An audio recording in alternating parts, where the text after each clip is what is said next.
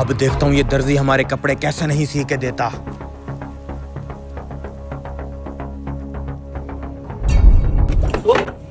तब तेरी की ये चाय कैसे गिर गई है? चल चल। शिट यार, ये सारी चाय मेरे कपड़ों के ऊपर गिर गई। तुम सब अपना काम करो, मैं इसको साफ करके आता हूँ। अच्छा उस्ताद। हाँ रेडी हो? मैं तो रेडी हूँ, चश्मा लगा लो। मम्मी डैडी लग रहा है उस्ताद। चल अब आगे का ड्रामा शुरू करते हैं। उस्ताद हमारा ड्रामा काम तो कर जाएगा ना? अबे मैं कहता हूँ ये दर्जी हमें फ्री में सूट सिल के देगा, फ्री में। क्या बात कर रहे हो? तू चल तो सही, बस जैसे मैंने बताया तू वैसे वैसे करता जा। ठीक है। बाअदब, बामुलायजा, होशियार। 4 पेट्रोल पंप, 14 कारखाने, 2 फैक्ट्रियाँ, जमीनें जमीनें और बहुत सारी जमीनों के मालिक हमारे सुल्तान भाई हाजिर आए। माशाल्लाह माशाल्लाह, इतने बड़े आदमी हमारी दुकान पे आ गए हैं। अरे भाई खुशकिस्मती है तुम्हारी, तुम पहले दर्जी हो जिसके पास सुल्तान साहब खुद चल के आए हैं। बहुत बहुत शुक्रिया सुल्तान भाई, बताएं आपकी क्या खिदमत करें। बात यह है कि बात यूं है कि वैसे तो मैं अपने कपड़े दुबई या अमेरिका से सिलवाता हूँ, लेकिन तेरी दुकान की बड़ी तारीफ सुनी है, सोचा इस बार कपड़े तुमसे सिलवाता हूँ। ये मेरे ईद के लिए 2 सूट तो सिल दो। बहुत बहुत माजर सुल्तान भाई, ईद की वजह से हमारे पास रश बहुत है, आपके कपड़े नहीं सी पाएंगे, आप ईद के बाद आ जाना। सुल्तान भाई को इनकार कर रहा है तू? मेरी क्या मजाल भाई, उस्ताद ने बुकिंग बंद की है, उस्ताद अभी आ जाता, आप खुद बात कर लेना।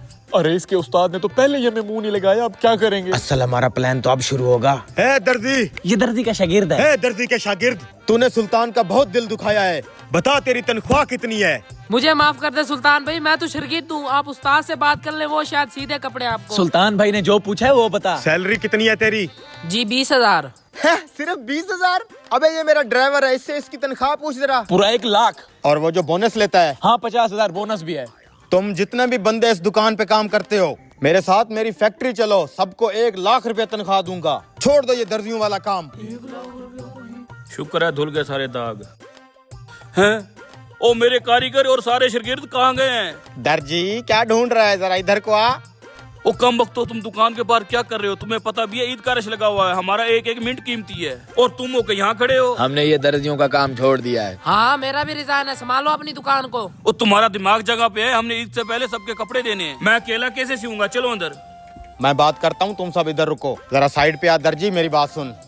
ओए तू तो वही है जो सुबह कपड़े देने आया था, मैंने कपड़े नहीं लिए थे। उस्ताद जी ये 2 सूट सिलने हैं। उस्ताद, उस्ताद क्या है? ये 2 सूट सिलवाने हैं। ईद में सिर्फ 2 दिन पड़े हैं और तुम अब आ रहे हो, मेरे पास टाइम नहीं है, दफा हो जाओ। उस्ताद जी मेहरबानी करो, सी के दे दो। कहानी है मेरे पास टाइम नहीं है, चल निकल यहाँ से चल। इतनी बेइज्जती?